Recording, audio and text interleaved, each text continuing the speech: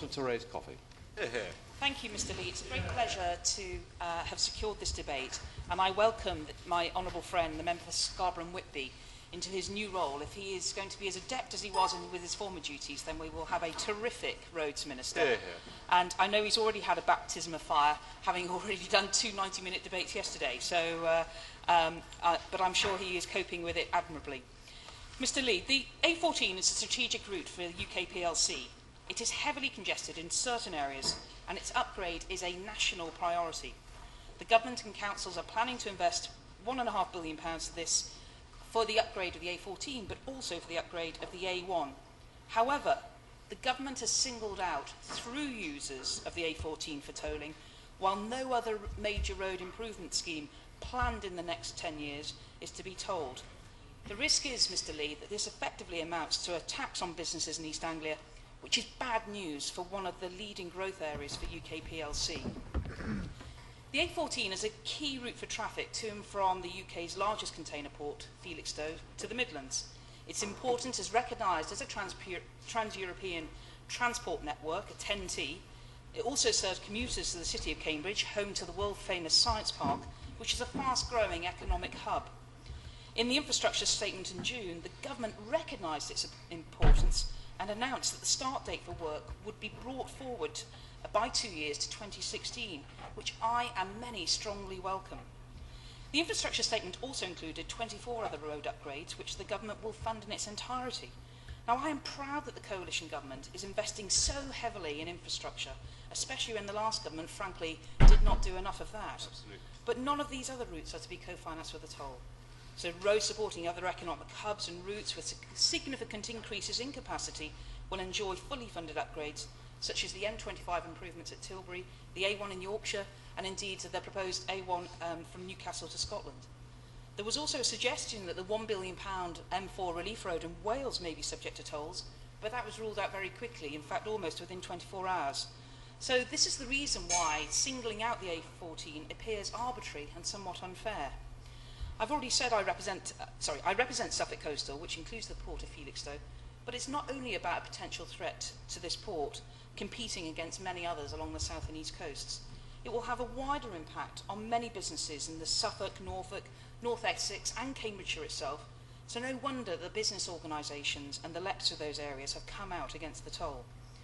2 toll-free alternative routes are being offered for all traffic through, though each adds on considerable distance and indeed, in fact, time, while the existing trunked A14 is de-trunked and key infrastructure removed, so capacity is being removed from the existing A14. This is in stark contrast to the only other toll trunk road in the country, the M6 toll, which offered a genuine new road. And it's also despite the fact that at the point of proposed enhancement between Cambridge and Huntingdon, HGVs from the port of Felixstowe currently make up just 3% of traffic and are dwarfed in number by local commuters. So I'm afraid the perception in Suffolk is that East Anglian businesses will end up paying for easing congestion of Cambridge commuters. Now, we know that considerable effort has been made to shift more freight onto rail. The government is helping with that, and I welcome their investments in the Ipswich Cord and also the work to be done at Ely Junction, which will really help try and increase the amount of freight away from road to rail. The government has also managed to, or somebody has managed to secure European funding, which is available to TEN-T projects. I'm not aware that any EU funding has yet been secured for this A14 proposed enhancement, and I would like to hear from the Minister what plans there are on that. Also, turning to the specifics of the proposal, I'll go through some of the elements in key stages. When we were looking at the consultation, Mr. Lee, we were very disappointed that the Highways Agency refused to hold a consultation meeting in Suffolk.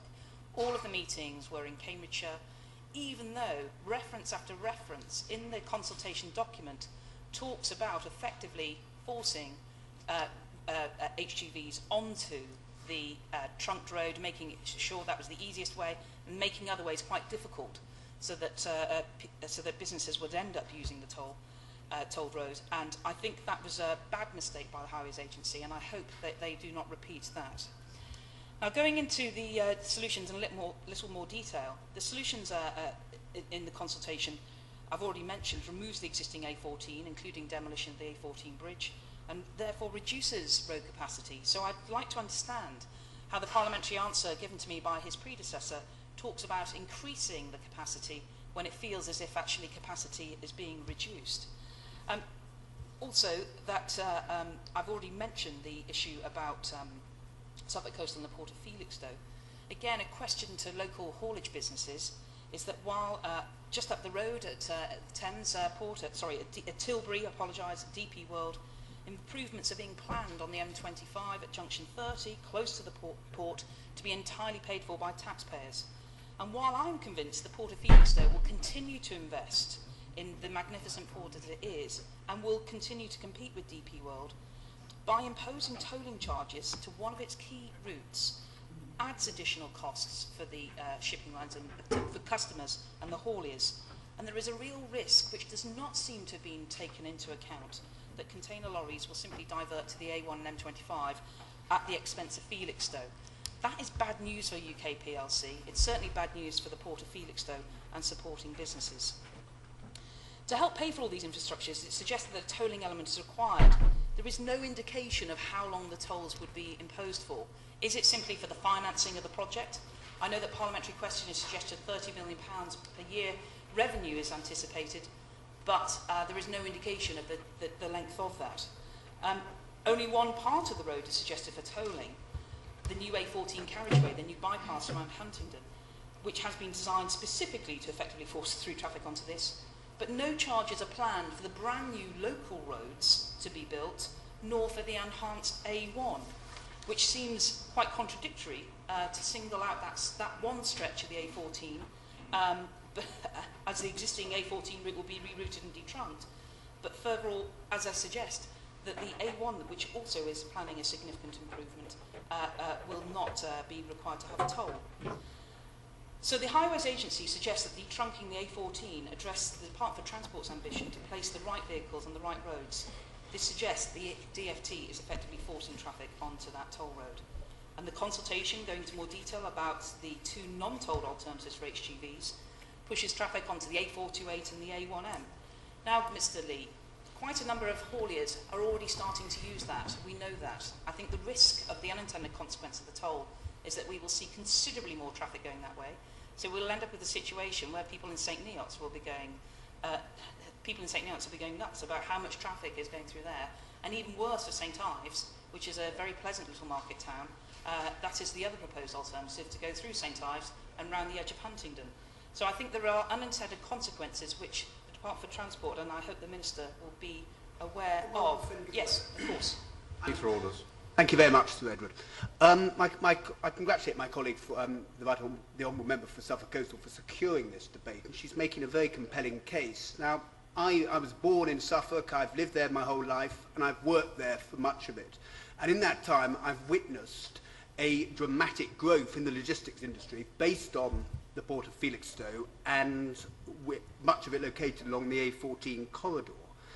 Would she not agree with me that a proposal such as this could have a significant negative impact on the logistics industry in Suffolk and on the Suffolk economy as a whole? And there is thus a need for the Department for Transport to look again at this proposal, to consult properly with Suffolk businesses and Suffolk people.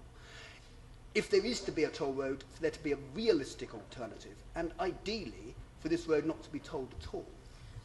Well, I do support the sentiments of my honourable friend. The wider impact does not seem to have been assessed. In fact, there appears to be a view within the government, which I think is wrong in its assumption, is that demand for using the A14 is completely inelastic to the toll. Actually, I think the department will know that there are basically two types of hauliers, one who definitely need to be there on time, but also a second group of hauliers where cash flow is key to them.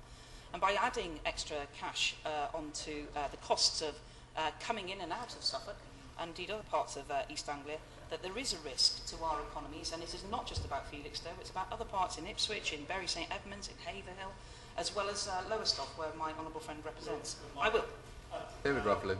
Can I congratulate my honourable friend on what is a superb speech? She's saying everything that I would have said, so I don't need to. But would she just agree with me that this proposal, because Face the chair. Address the chair, not turn his back on the chair. the question that she is posing is why wasn't there greater consultation with Suffolk? So that's the first question. But would she further agree with me that we run the risk now, because other A roads in the region and other regions